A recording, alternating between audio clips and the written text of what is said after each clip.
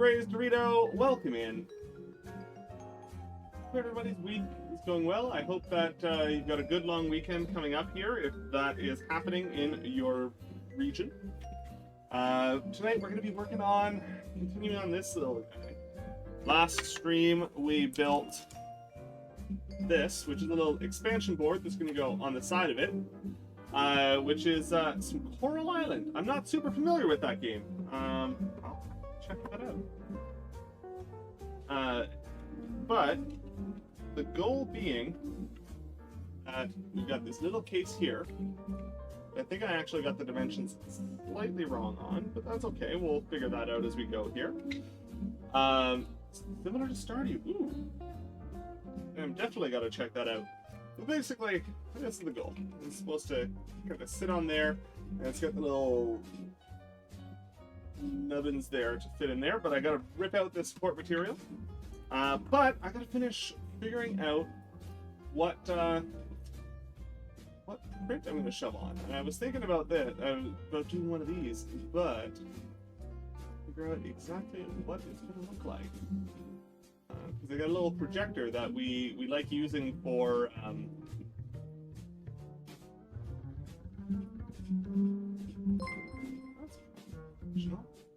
Heard a beep. You heard a beep? What's the beep? Grace!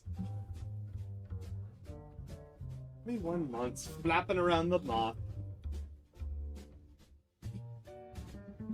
Well, we can get it tomorrow, Parrot. It's all good.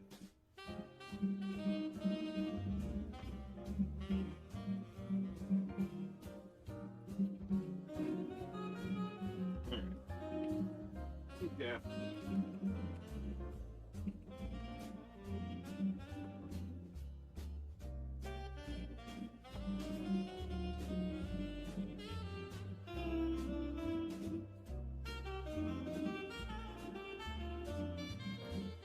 The carrot creepo being locked behind that big bit badge really sucks. I love that emote so much.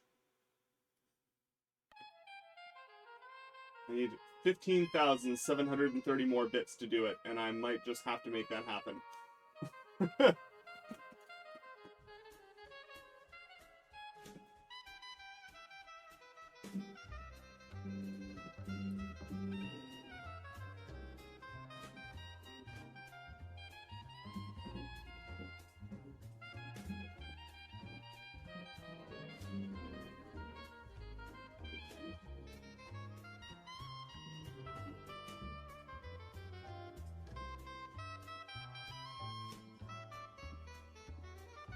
Alright.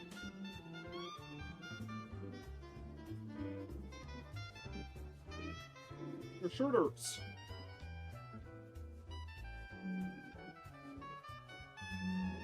Alright, let's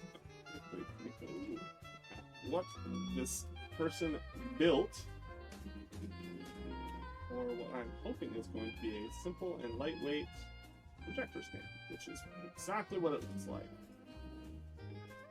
Alright.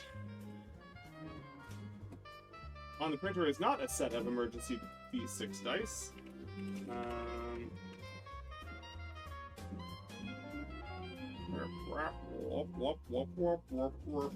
Come on, computer. Okay, we're gonna go over to this browser.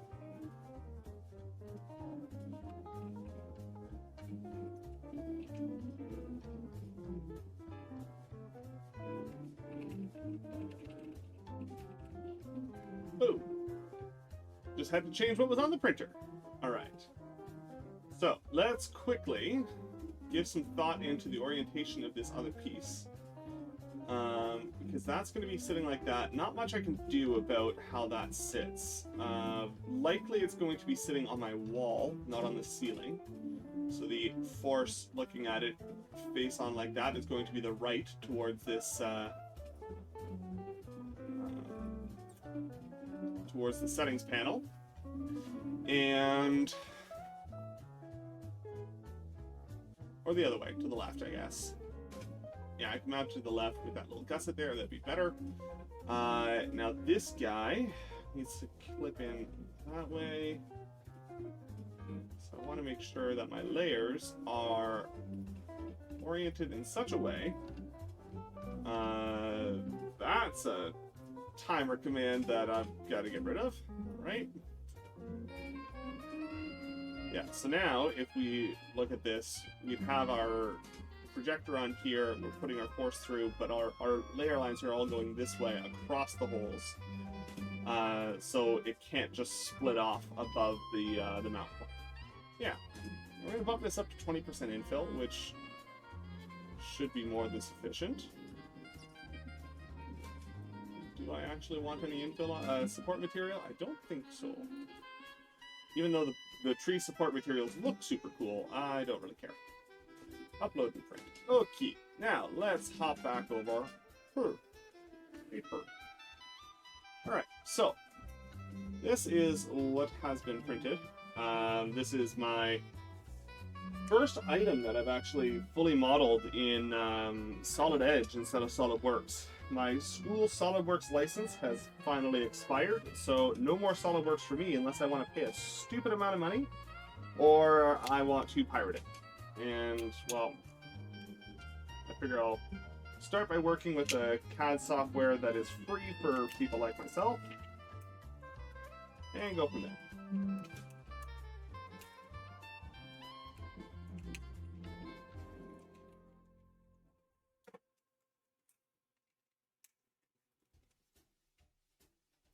Thank you, Grace. Really appreciate that.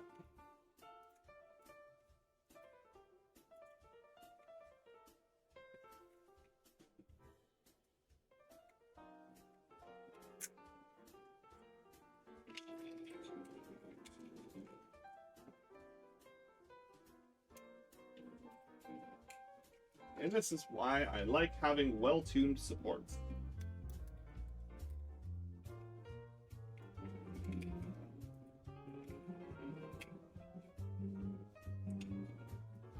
Because, ta-da! Really good part with all the supports. No damage, no scarring, no issues. So, super fun. Alright, so here's the concept. And we're going to see if I can make this thing fit or if I just need to straight up reprint it. Because I don't know. I'm going to take these two screws out, because I don't think I need to take the two out of the other side.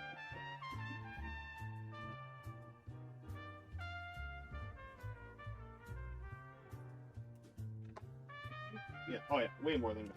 Yeah. So the idea being that we should be able to flex this up, slide this in, and it should line up there.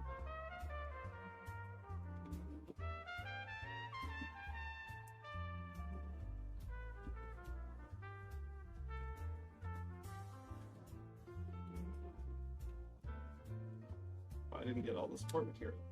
And it looks like I didn't actually...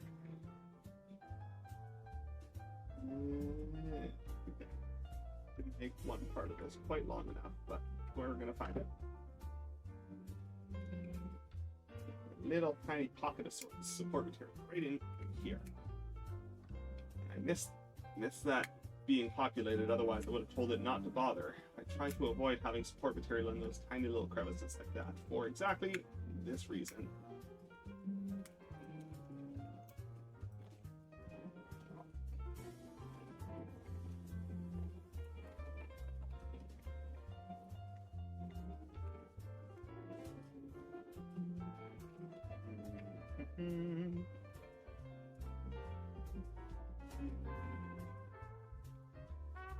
What I also didn't know was that the notch holes are not, they don't match top and bottom.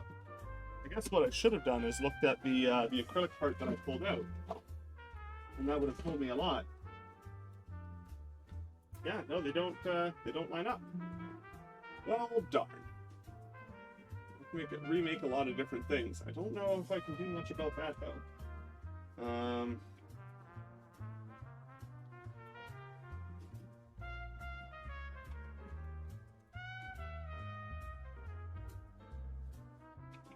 bottom ones that mostly fit. So let's try knocking off these top ones.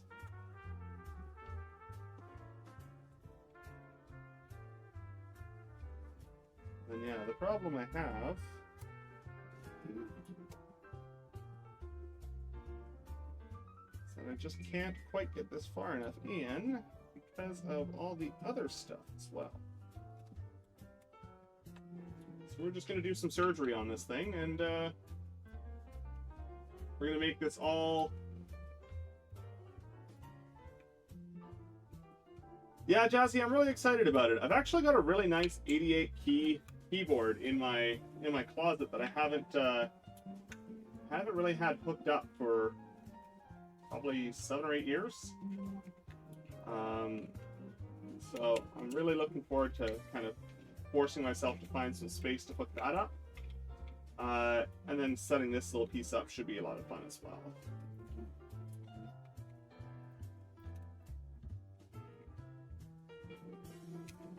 Yeah, well, I don't know if you knew this about me or not, but prior to meeting Carrot, I actually went to school for film composition, with a focus on digital music production.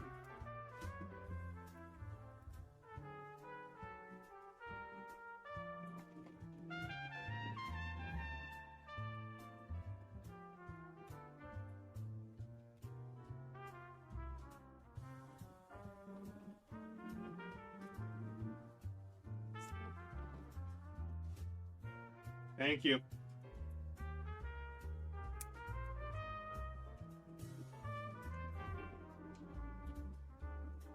I was working on this, designing this part entirely too late last night, and wasn't paying attention.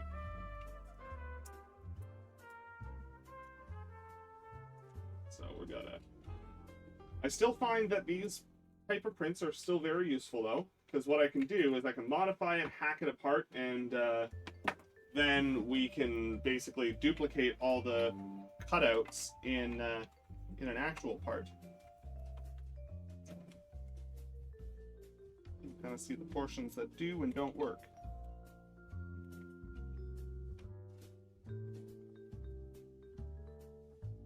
And there is kind of where we need to be. My head cam is going to be in the camera again.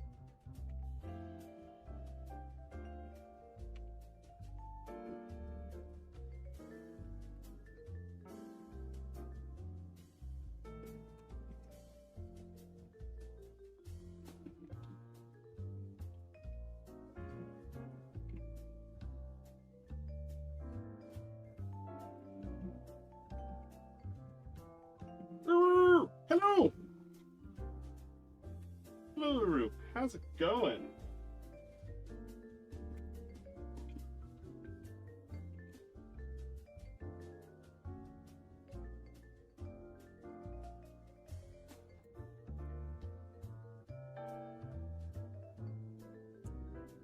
Sadly, I don't think that the hacked apart modifications of this are going to actually leave me with a functional part. But that's okay. We'll be able to modify the other. I don't remain calm about meeting all the people tonight. Who all you are you going to Danny's show tonight?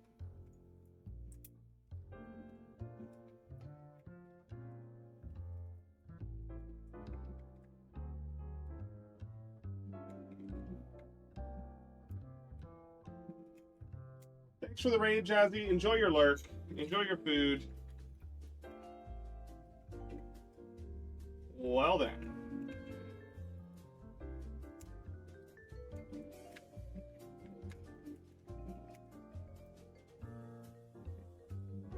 It's gonna take a while to say hi to all of them.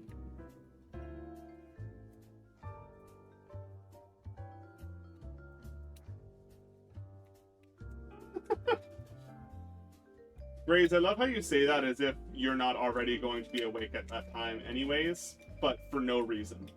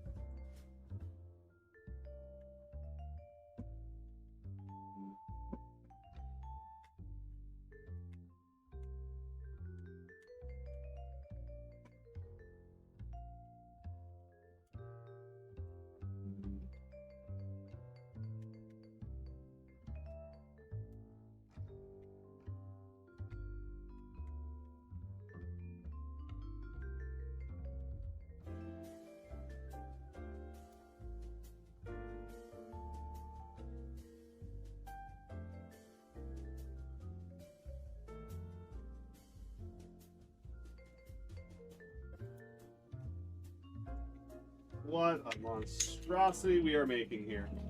Look at this hacked apart mess.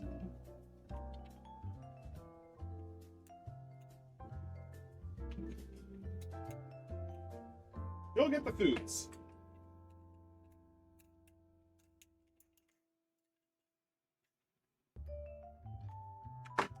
Foods are important.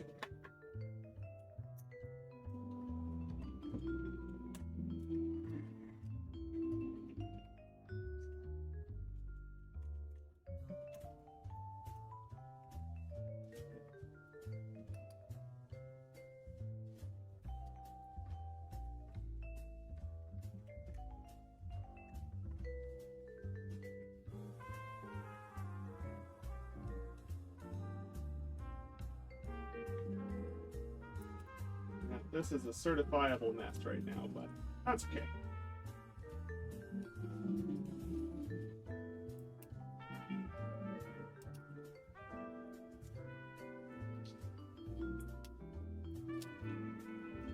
Projects are an iterative process. I can make iterations in the computer, or I can make them in real life. And I chose not to focus up on iterating in the... Hey, that's good. That's good to know. I'm going to be spending all weekend with them, so, you know, good to know. Good to know.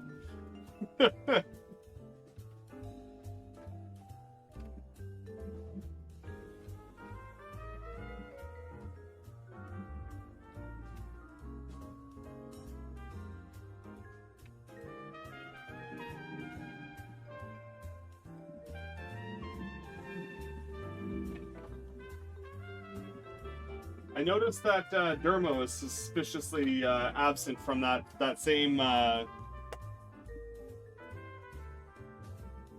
statement.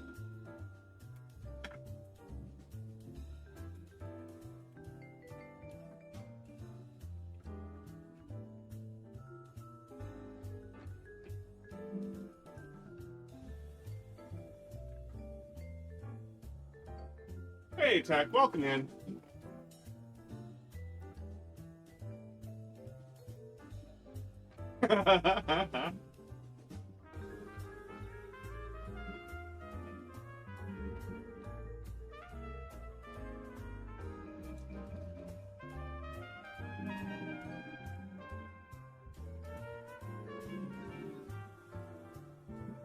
I managed to drop the screws that hold this top plate on. Not a good thing.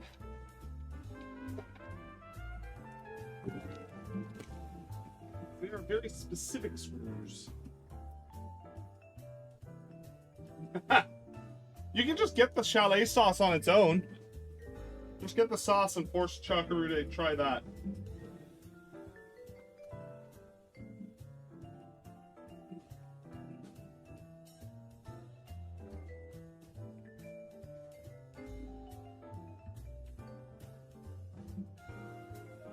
There's the hardware bag that has one spare screw in it.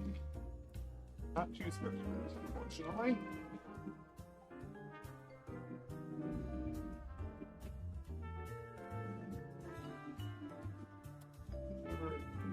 One screw will still let me see what this is like.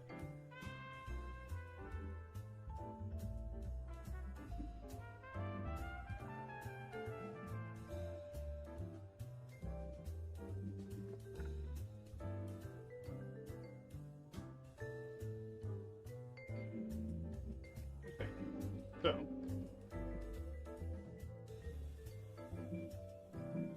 couple of major lessons there.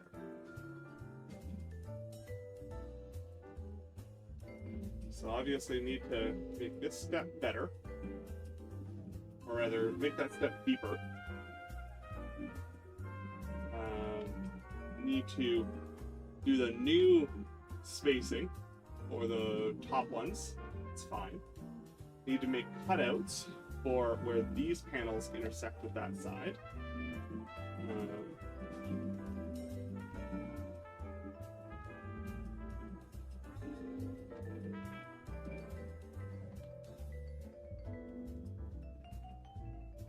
And And the one part I knew that I wasn't doing was matching this corner, but I think that actually looks okay.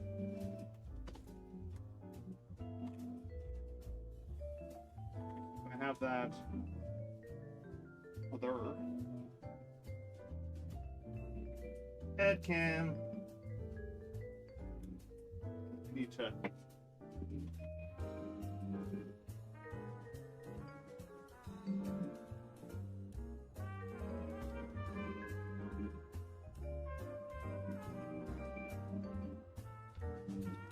this is kind of where we're at. So this is the general concept for what we're going for. So that needs to also move down. Quite a bit. So let's find out. Let's see if my computer gets really angry with Solid Edge as it does with SolidWorks. Let's find out. 'Cause I don't know. Maybe this one's going to be fine. It's a completely different piece of software, even if it does do the same thing. It could be totally fine. It might be not a problem. It could be just normal and not a problem and not an issue at all. Application.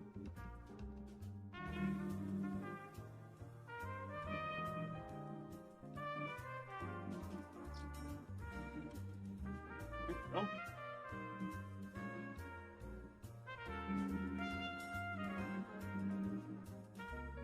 So.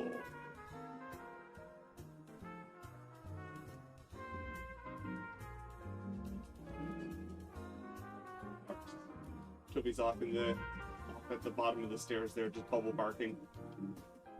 What a precious pup.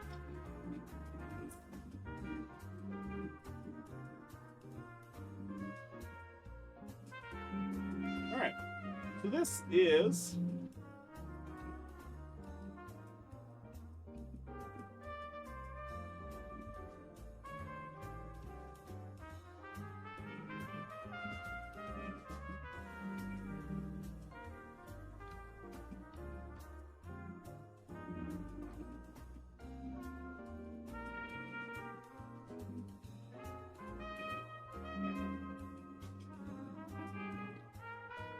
ice cream, grapes, and coffee.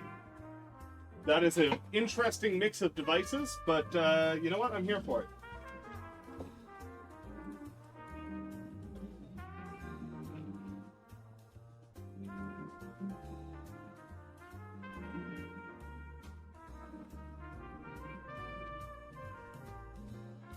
Hoping if I swept everything across, I might end up.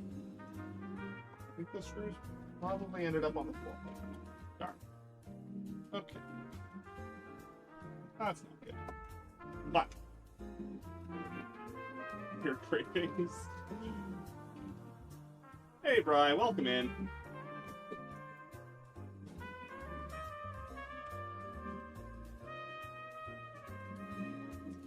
Cola ice lolly. That's a whole other thing, apparently. All right. Okay, so things that we needed to do. We needed to have this edge here, extend further over, and then this face come down further. We needed to change the nature of these two extrusions.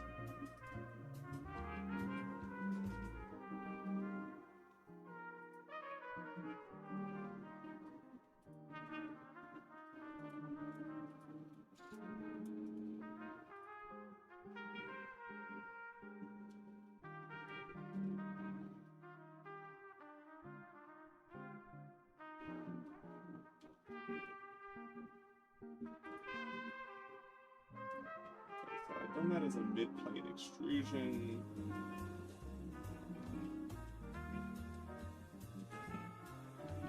That means that we can go one direction. Also, we can actually go a fair bit thicker with those pieces.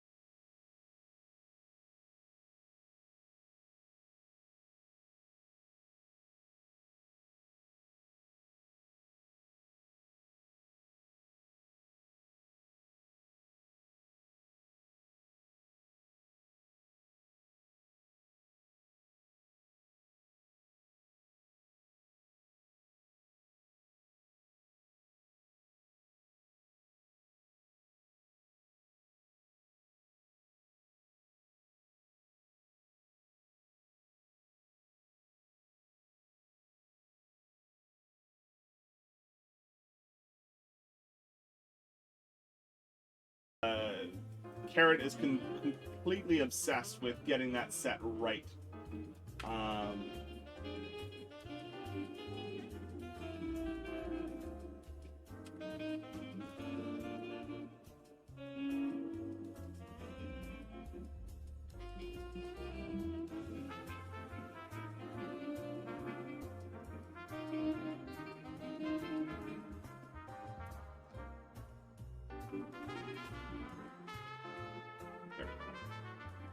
Should have moved the other one. It did. Good. Yes.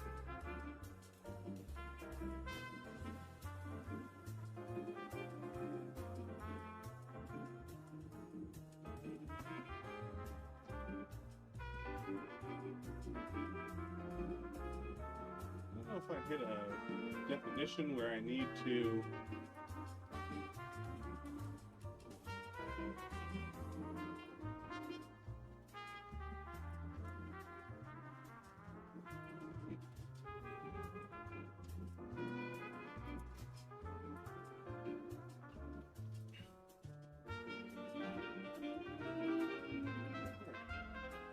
That should be... I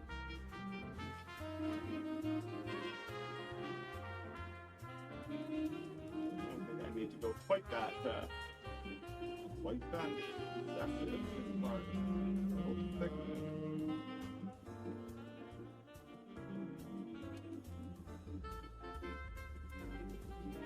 See, I have a little conservative on that height.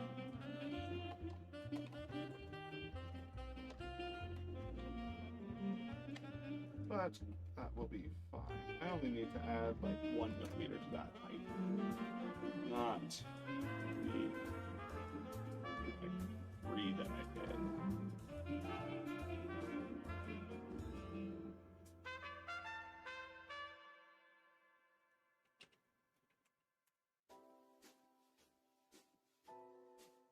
There we go.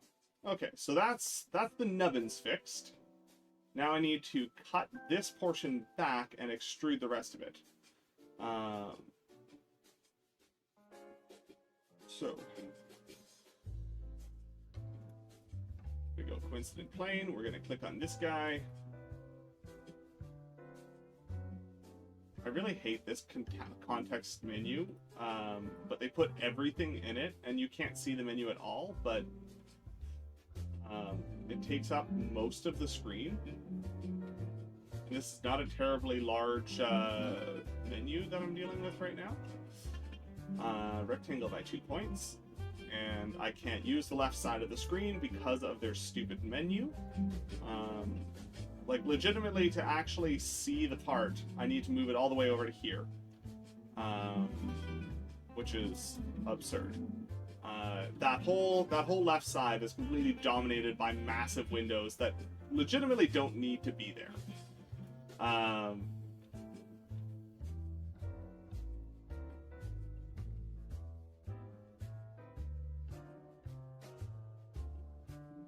Scooby-Doo RPG. Alright. I'm here for that.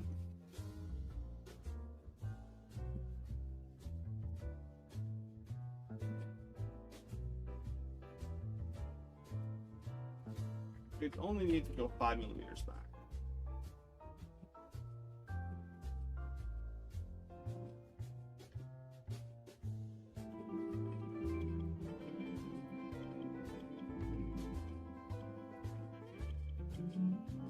Oh, this isn't gonna like me at all, because in order to do this, I need to bring it up to there.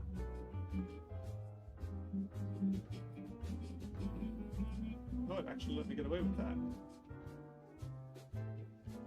There's a little more material there than I thought, because...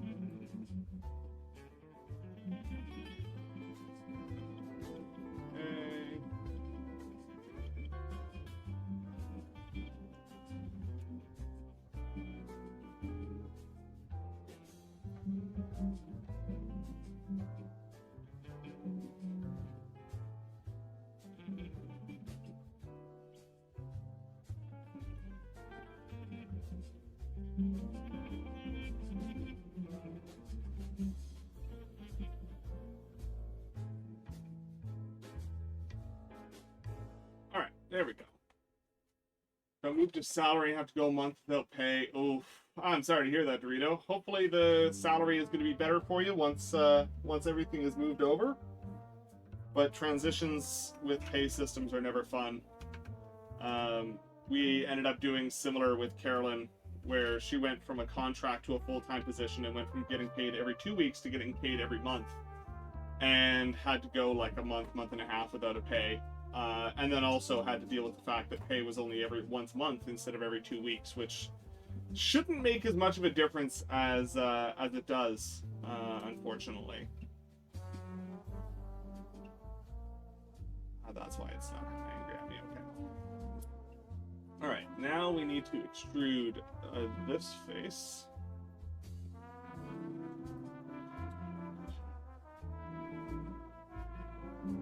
I just want that menu to go away. That's all. It's not so much to ask for. I want to be able to see my part.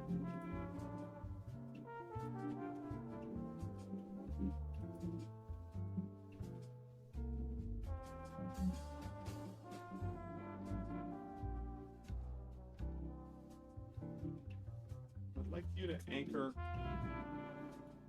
It's a little dynamic window that you can't see, but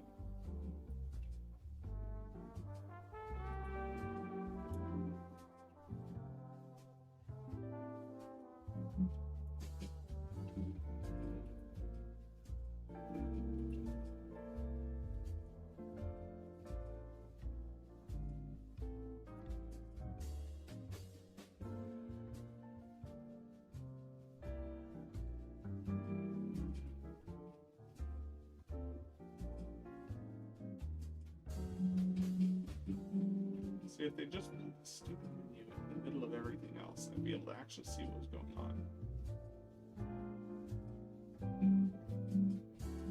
And this is why SolidWorks is one of the most popular CAD softwares on the planet right now.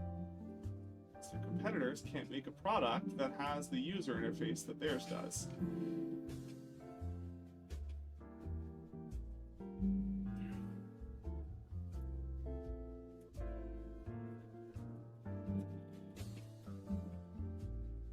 A lot of material, but it is some.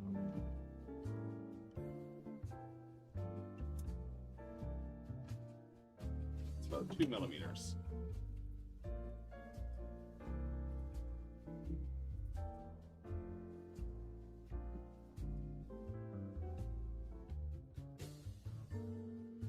Okay. Then I also need to do an extrude on this front face where I cut out little bits of these guys here for... Oh, there goes the camera. Got to put on the cooling fan.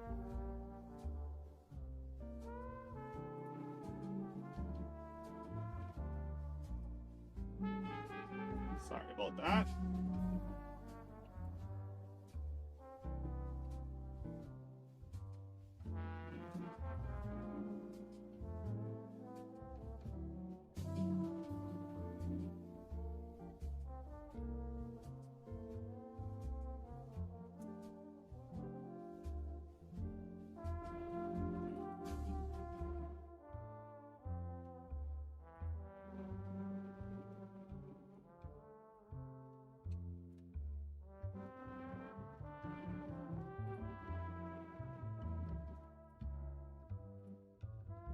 Okay.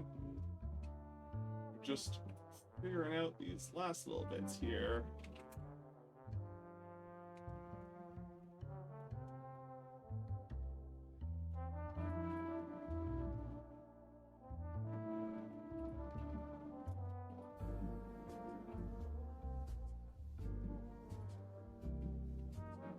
Buttons, yes.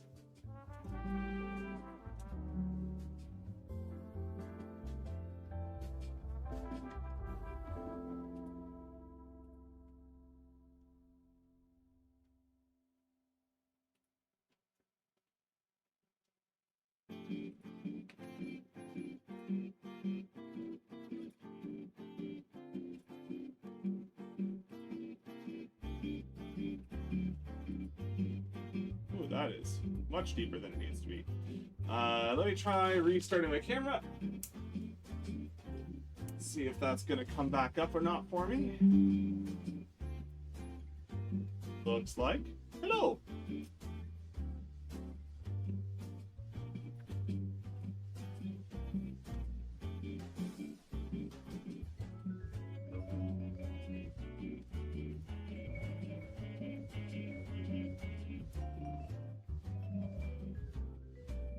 Alright. So we've got that. So that should be the interface with the box fixed. That should make the box happy now.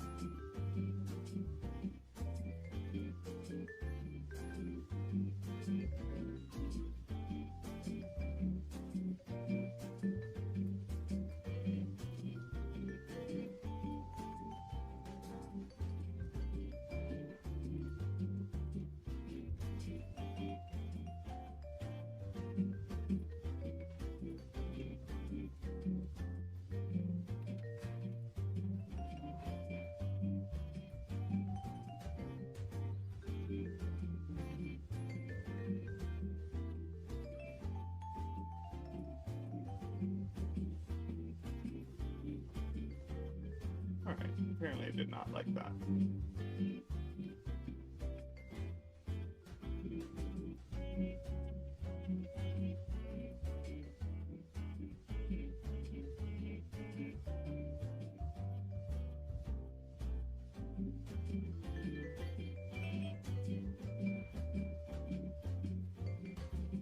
Apparently I managed to make it angry and break my,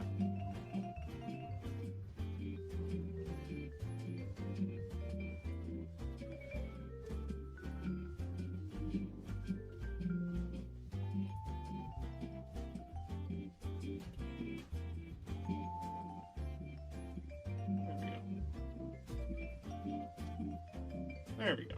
Okay, so that's that part fixed. Now I just need to fix the little bit for the board to sit on, because I didn't quite give myself enough space in these corners. So I'm just going to come into each of these corners and put a little circle in there.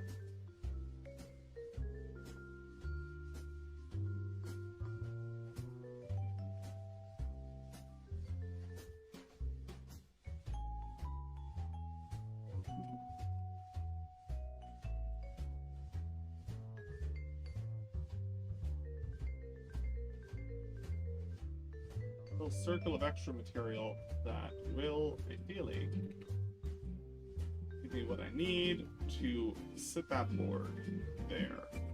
Yeah, that'll work.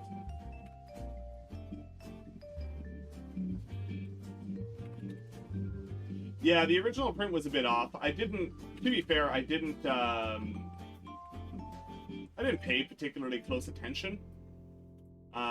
So, you know, that was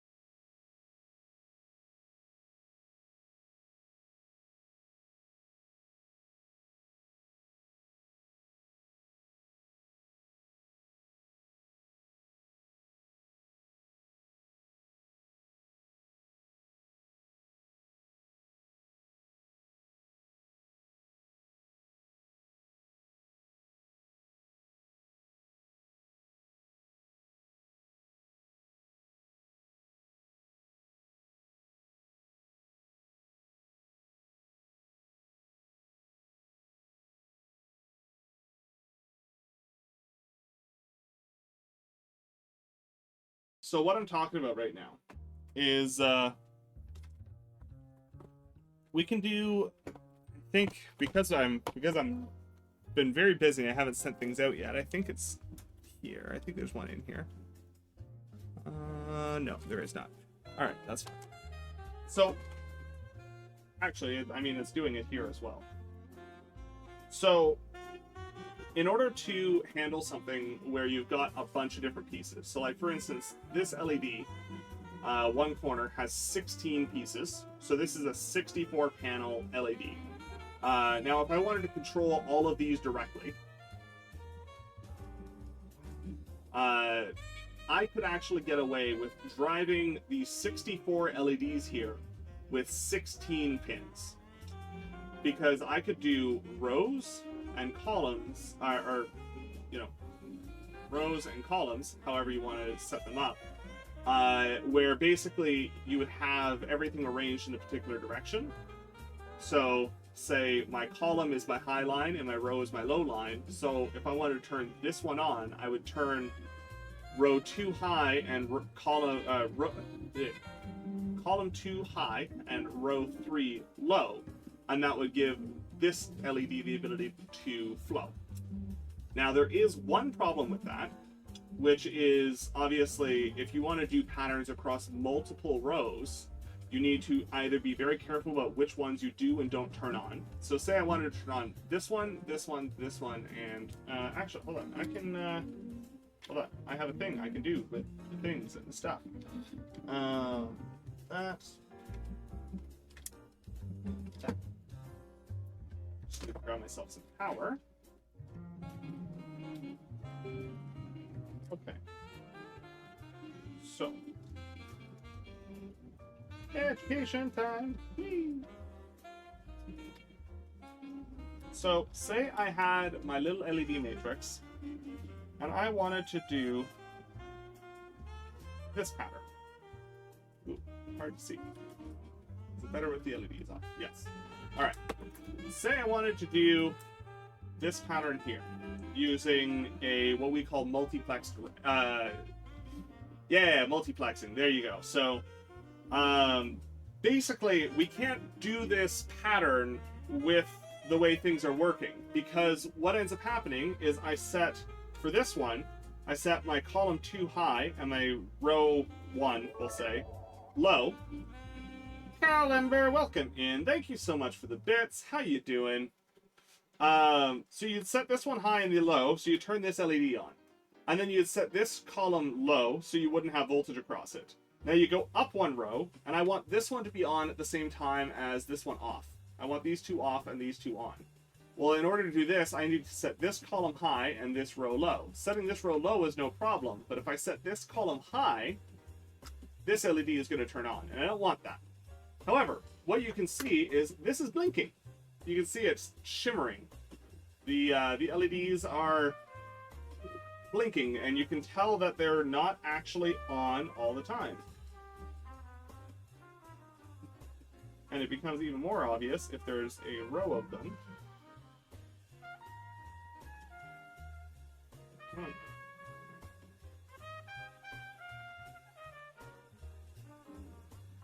You can see that they're actually flickering. Because what we're doing is, I don't know which direction this is driving it, it doesn't really matter. Say that I'm driving it in the direction of this blinking, this bar that is going across it is doing exactly what we can get away with to update this and have any arbitrary pattern on here. Which is I do this row, this row, this row, this row, this row, this row, this row, this row, and then I go back to the start. And when I move from this row to this one, I turn everything off in this one. I turn this whole row off. And then I turn this row on. And I turn this row off, and then this one off. And this one off, and that one off. And you all go all the way up. So at any given time, you actually only ever have one row active. And that's how you can do this from a display output perspective. Now you can also do the same thing from an input perspective, which is kind of fun. So I'm just going to cover those up real quick, because they are very, very, very bright. So say I want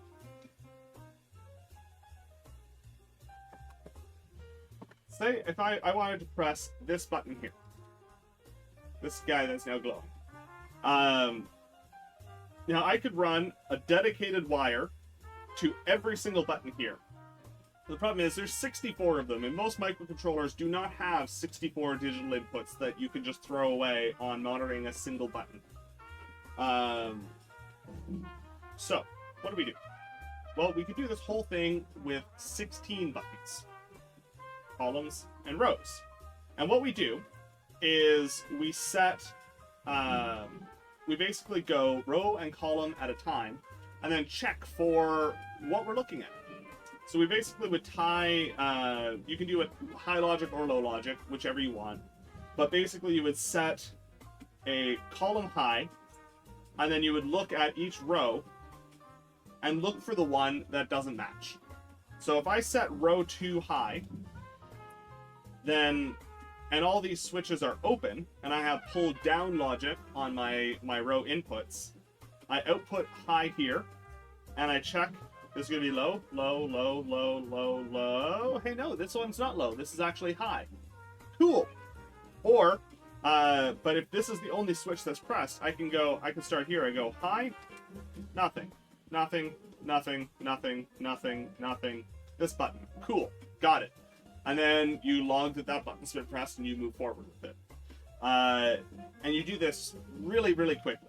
Now, the problem with this type of input is it is not, generally speaking, interrupt capable, because, again, you can't just run full voltage across all of them. Now, you can improve the performance of this with the addition of these little guys here, or these not so little guys right here.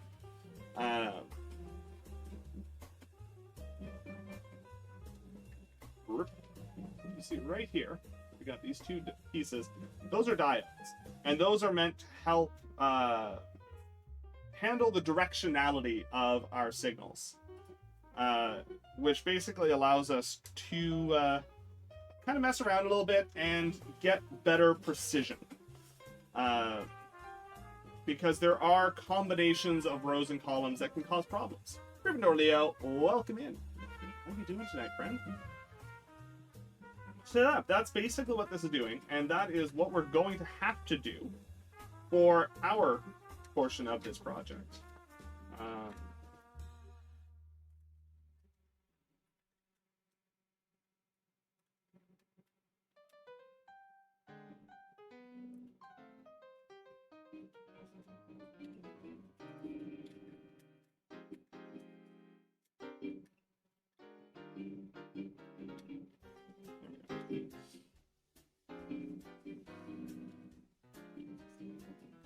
So we're going to have to create a little head cam here real quick.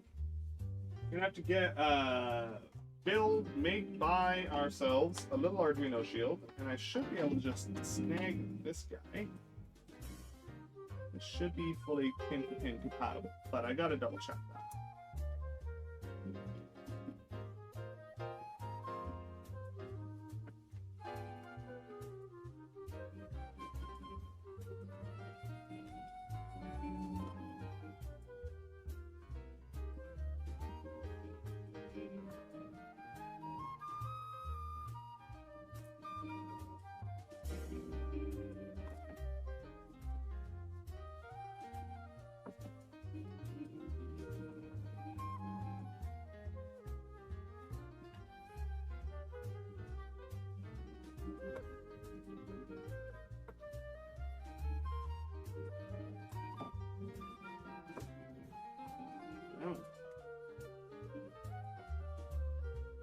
Yeah, there's some really clever stuff when you start looking into kind of how people got around I/O problems and stuff like that in kind of the early days of digital computing. Because while we have more memory and more I/O and all those things now, the applications we're doing are also a lot more demanding. So we end up using a lot of the same techniques that we did, 50 years ago.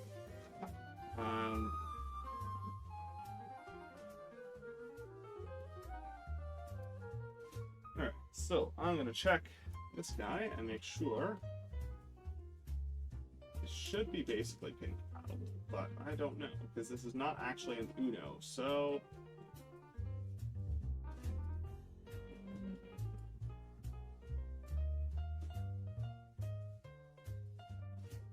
Yes, yes it is. Perfect. Okay. It's pin compatible about this line, and that back chunk is not part of it. We go to 5, 6 is where we're going to cut the line. So we're going to go right along here.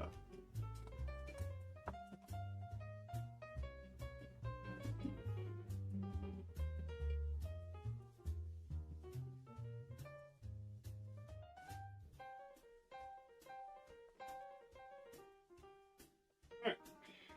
This is not terribly complicated to cut. All you need is a little pair of cutters and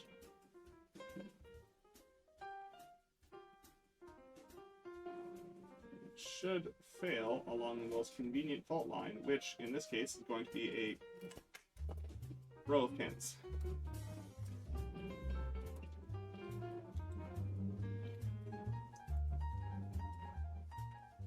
Should have left us all of our pins, which it did, which is good. Love it.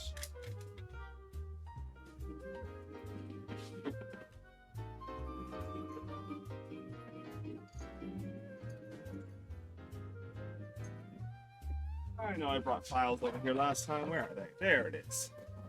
All right.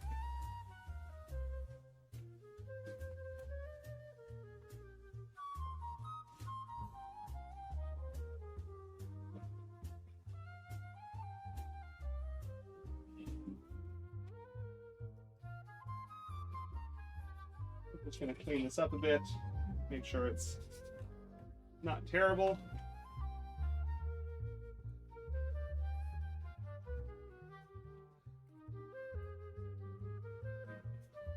It is a personal project and nobody will really ever see the inside of it, but that doesn't mean we can't take a little pride in how it looks.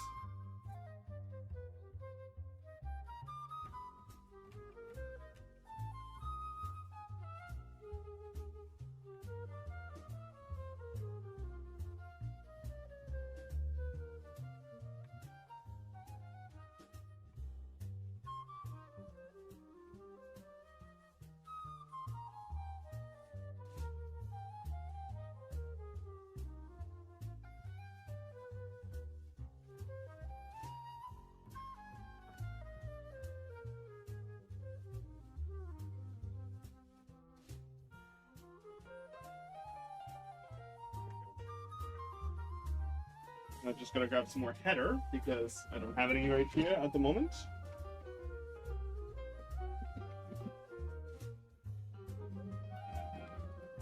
We'll just grab a couple of chunks of this to make all of our appropriate pieces that we need to do. So we are going to use all the pins, even though we're not using all of the pins.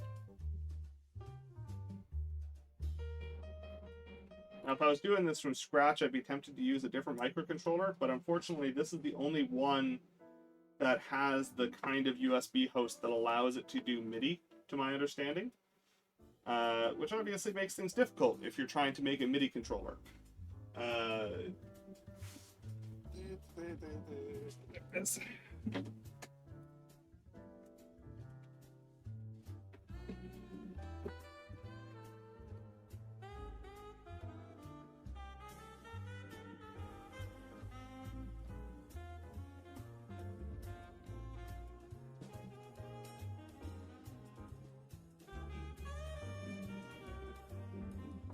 So interestingly, though, at work for the last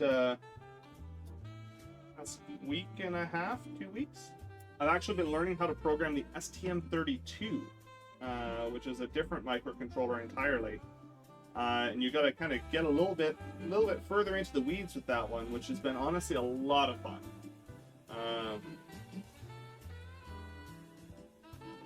The project isn't necessarily super complicated, but because I'm learning a whole new microcontroller, a whole new infrastructure, it is quite a process.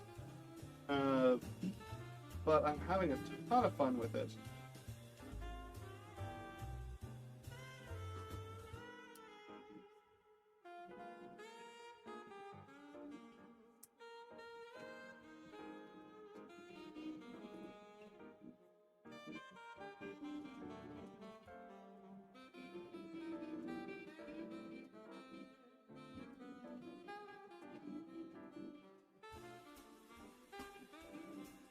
So there's two ways you can do this.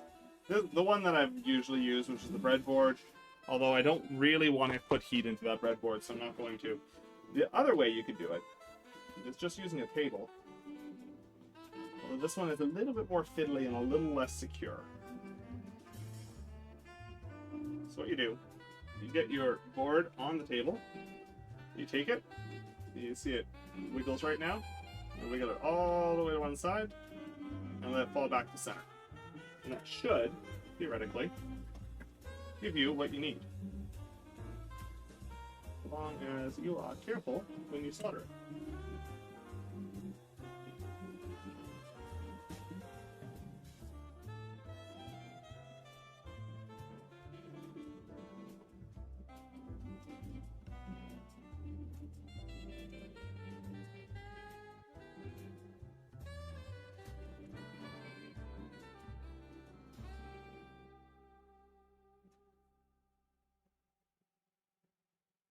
There we go. Alright, so now we're going to solder each one of our regular pins in.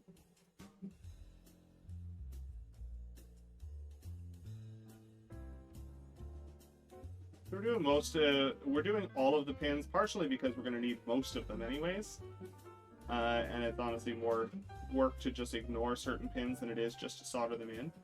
And also just because this is going to be a little bit more mechanically secure. And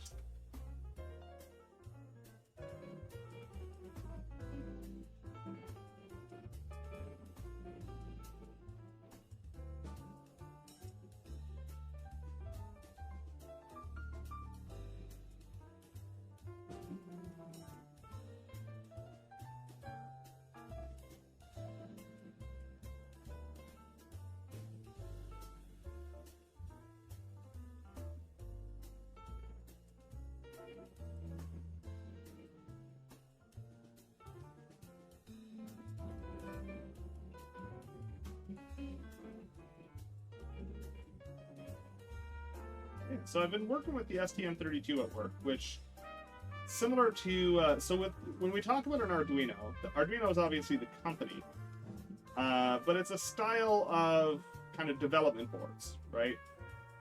And on those boards is usually some version of an Atmel chip, ATmega 128 or one of those kind of guys. Those you could buy those chips directly and program them without using all the Arduino stuff, directly by what we call an ISP header.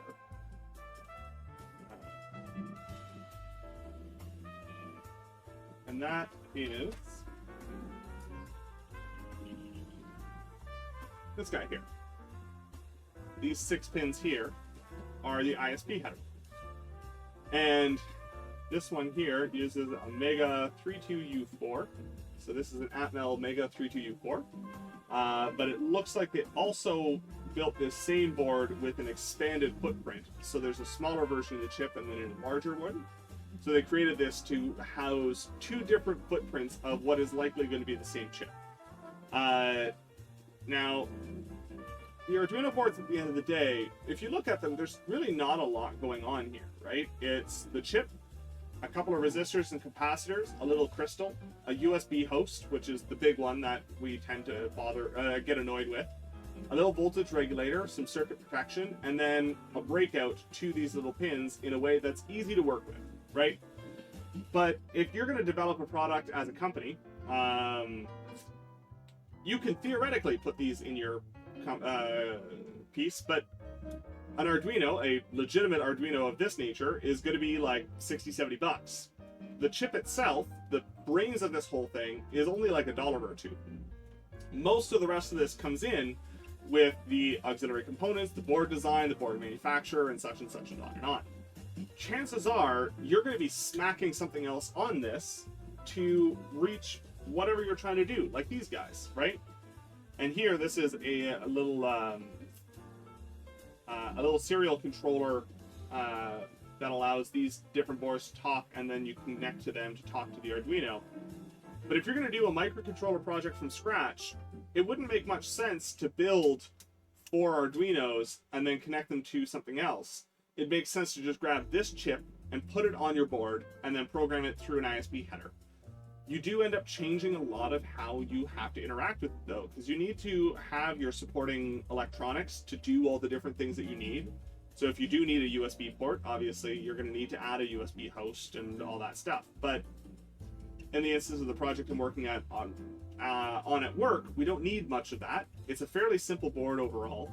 And by going with our own custom pieces, it helps us with supply chain. No one else is going to be buying our boards. You can buy the chips a lot easier. If you look at like Raspberry Pi, almost impossible to get the things right now because when the COVID shutdown happened, the manufacturers just kind of gave up. And Raspberry Pi shortages became a major thing because they were kind of a centerpiece of the hacker community. And the chip that's on the Raspberry Pi is actually proprietary. You can't buy it anywhere. Whereas if you go with something like a BeagleBone Black, which has this guy here, this is a Texas Instruments AM335 such and such and such. Like there's a couple of chips here. This is also similar to like a Raspberry Pi. It can run a whole file system and do all the things. Very satisfying to look at. As you can see, there's a lot more going on this because this is actually a microcomputer, not a microcontroller. These are what we call reduced instruction set controllers, which means you can't run like an operating system in the traditional sense. You can do all sorts of different things, but these have very different processing capabilities and tasks. That's not to say that you can't do certain things on here, and you can't do certain things from here on here. But there is a certain point where you're going to run into the limitations of either board, and you need to go one way or the other. So the STM32 is another one of such chips that you got to work a little bit harder to interface with. It comes with a pretty comprehensive development environment where it generates a lot of your pin allocations and manages a lot of your registers and stuff like that. Because like here, we have digital pin 10. Well, digital pin 10 doesn't exist over here. Over here, we would have like port A, pin 3. So Arduino just built that abstraction layer or hardware abstraction layer, or HAL, on top of this chip in the Arduino IDE. You can actually directly program this chip through this header for this board and bypass all of Arduino's nonsense. But it's obviously a lot more convenient to work with it the way you did. But that's not what we're doing at work. We're building our own boards, we're doing our own stuff, so I'm learning how to do what's called bare metal programming, and it's a lot of fun. I'm really enjoying it. It's been honestly really fantastic.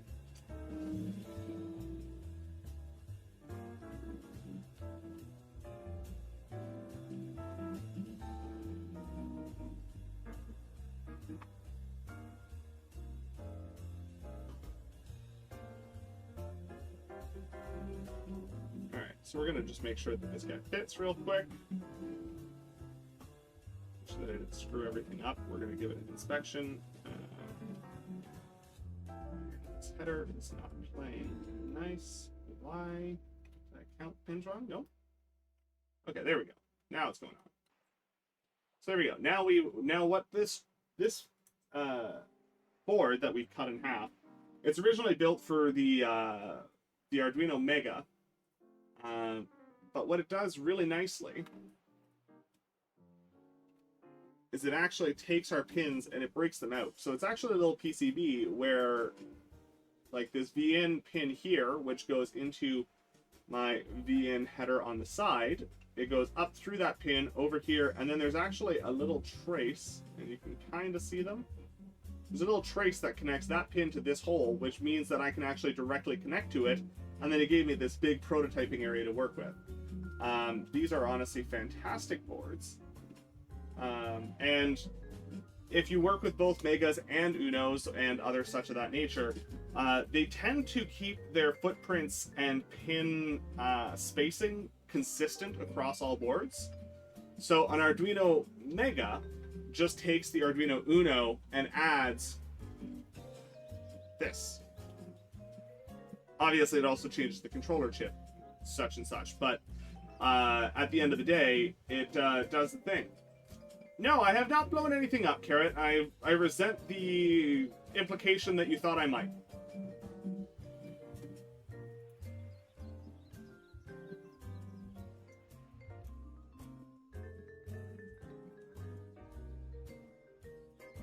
I did hack apart the 3D print pretty good, though. There were blinkies. Indeed. Indeed, there were blinkies. Much love. So. The part I'm trying to figure out how to do... Oh, Turk! Hello! Hello, Turk! Welcome in! The clown car is unloading. Well, welcome in. There's plenty of space here. How was your stream, Turk? Thank you for bringing your friends over here.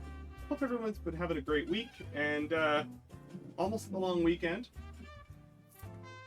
Today we're continuing to work on this. And this is a thing that does blinky things. It is much lamp. Let me plug it in and I will show you. You set these on here. You set this on here. You plug this in here. And it turns on. And it allows me to press the buttons and it turns on the LEDs. And what this does is send signals to... I didn't change... Oh no. I definitely did not fourth wall switch. Oh no. I forgot the fourth wall. Oh no. Oh no. Oh no. Alright. Everyone panic. Run over to Carrot's chat. I'm assuming that there's something going on over there. I don't know. I'm guessing. I don't see anything. It doesn't look like it. I do definitely want to wish Turk a happy birthday. No, I don't see anything over there. Okay. Hold on.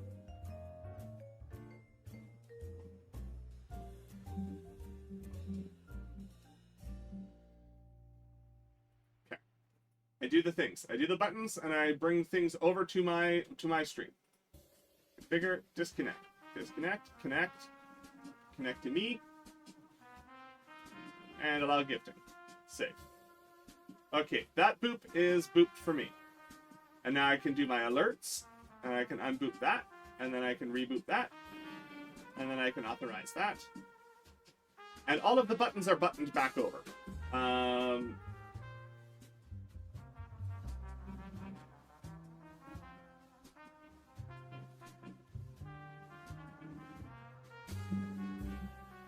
Okay. I don't... If somebody had purchased something on fourth wall, I'm not seeing it over there. So I don't know if you were just checking or what was going on, but I'm not seeing any orders over on fourth wall, unless I'm missing something. I'm not seeing anything, so please let me know. Was just checking. For no reason. Turk, happy birthday. I hope you're well. I hope your birthday is going well. I hope your stream was good. If you got a raid and run, I totally understand. Yeah, so what this little device in front of us is a MIDI controller. Currently, it is a sequencer, so I can connect it up to do this, and as it goes, it will play these notes into a MIDI software to allow me to make music live. I want to adjust this so it's more useful. So last stream, we built this. And this is going to be a whole bunch of other inputs that allow us to change the nature of this. So right now, this is a C major scale all the way up, which is a little bit boring. Doesn't let you make a whole lot of music. So I've got, I wanted to be able to run it in a couple of different modes. So a sequencer mode, kind of cool, good for live music and other such, just kind of messing around. Sure, fine, not a problem. I also wanted to have a live play mode where each button corresponded with a particular note. So that could be used for triggering samples, stuff like that. I wanted a percussion mode so I could do drums and the like. And there was one more, and I can't remember what it was. But that's what these guys here are for. And then I wanted to be able to trigger external stuff. So these would be used for like shifting to a certain octave. Because as you can imagine, these this is only 8 keys all the way up one side. I heard a boop. What's the boop? Oh, the boop. Oh boy. Anonymous.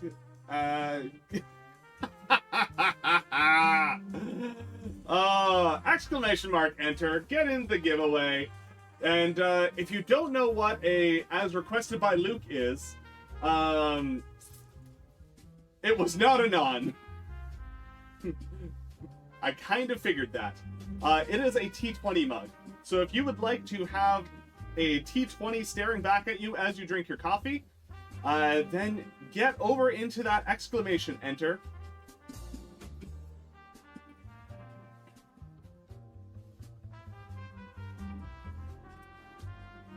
And thank you so much. Thank you so much for gifting that to chat. I really appreciate that. Definitely not an on. And also, thank you for checking whether or not I'd swapped everything over, because I very much hadn't. Ooh, nice low drop. Good job. But yeah, so this will be able to adjust our octaves. This will adjust what mode we're currently in.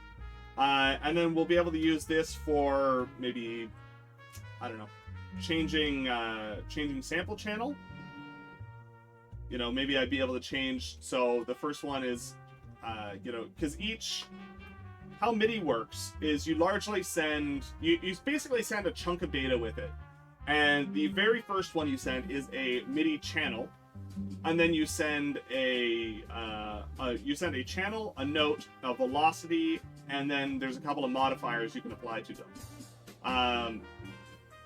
So if I'm on a particular channel and I send a different note, then that's in a piano, that would be a different note. In a drum sequencer, it'd be a different drum pad, whatever. So maybe I could do that. These are also click buttons, so I can use those. I could also use this. You can see that this is currently a fixed tempo. This is currently 240 beats per minute. I would like to be able to adjust that to match whatever I'm showing. So we got a bunch of software that we're going to have to do in concert with this as we go. But we were working on our most of stream. We were basically redesigning this because I smacked this together to kind of check out the overall concept. So this is meant to sit here. And as you can see, it does a very good job of that. Being basically the exact width of that. Not quite what we need, right? But this will sit in here, and then we've got these little feet, because the whole frame is designed like this. It's all tongue and groove. So these fit into the grooves in the bottom. Burn up! Good job! Enjoy your T20 mug as requested by Luke and others.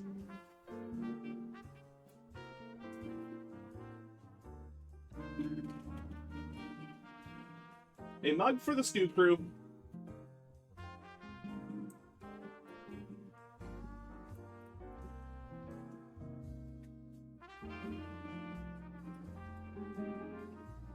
That is fantastic. I love it.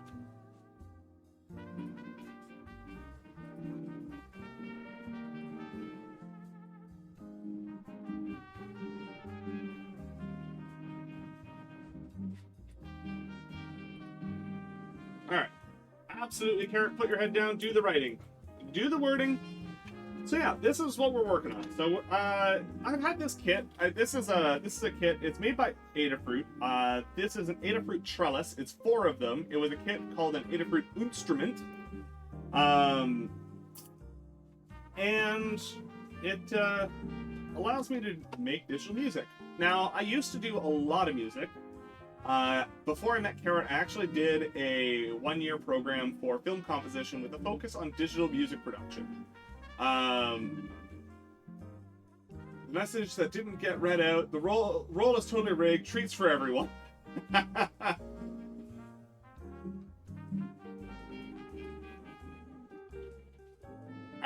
Excellent. I love it.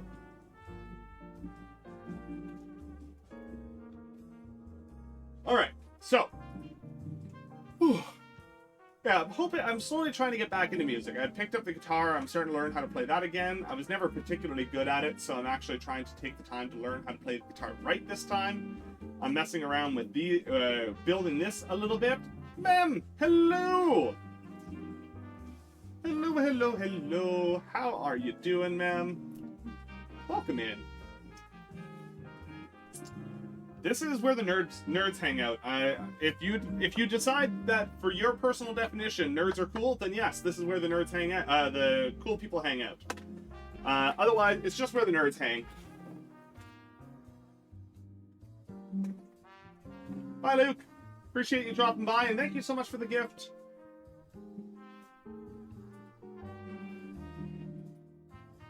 Excellent. Nerds are indeed cool. I agree. Fake stereo. Hello.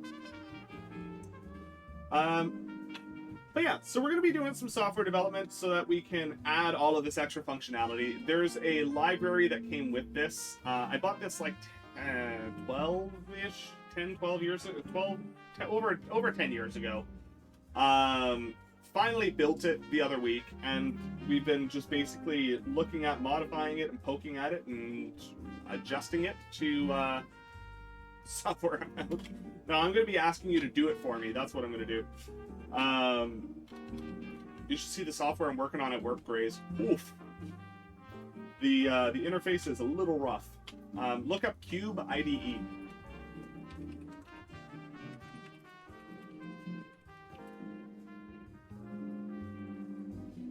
It's yeah, it's a thing. Okay, so oh, I heard a boop. What's the boop? Hey, turn up redeeming their thing. Awesome.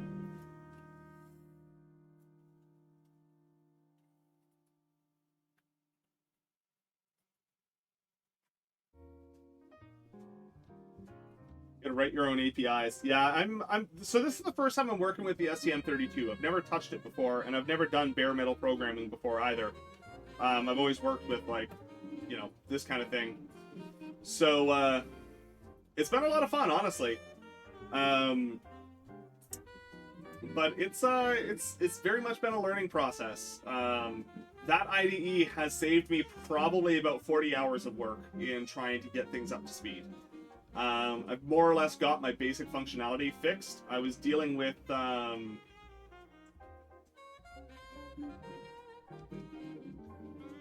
when you get to version, don't think you'll actually be able to depreciate anything. Yeah. Deprecate, rather, not depreciate. Alright. So. I'm not trying to be antisocial. And I do appreciate every last one of you that's hanging out here. However, I am also keenly aware that Nick, welcome in. Hello, friend. Thank you so much for the resub. 21 months is ridiculous. And I appreciate every last one of them. Thank you so much.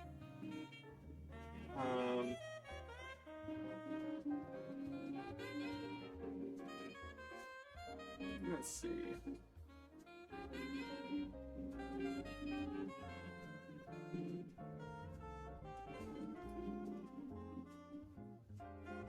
I am gonna head on out for a strim. Gonna raid someone else's strim for a bit. Mostly because I need to pack for camping tomorrow. And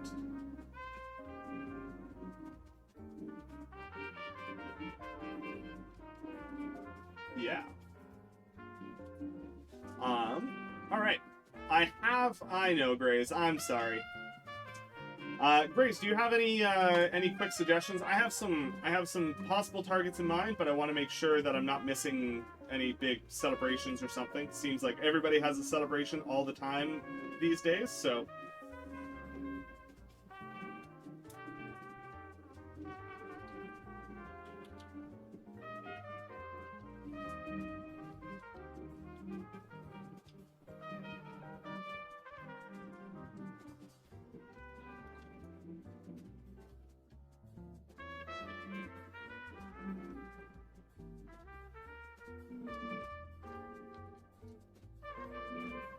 Hell's Lodge is doing D&D. Okay. Not familiar with them.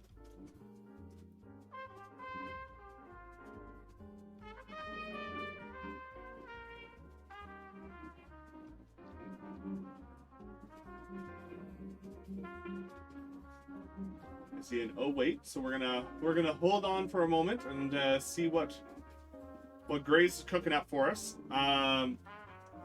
But yeah, so we're going to continue working on this when we get back. I'm not going to be streaming this weekend. I'll post so in the Discord for people who aren't here presently. But Carrot and I are taking our annual camping trip out to our favorite campground, where we're going to actually be hanging out with Chalk and Dermo. I think Siddles is going to come hang out. It's going to be a really wonderful time. And if I remember correctly, we might actually even be stopping by to drop some dice off at Turk, I think it was. So it's going to be a really fun weekend. Yes, okay, I did see them, yeah.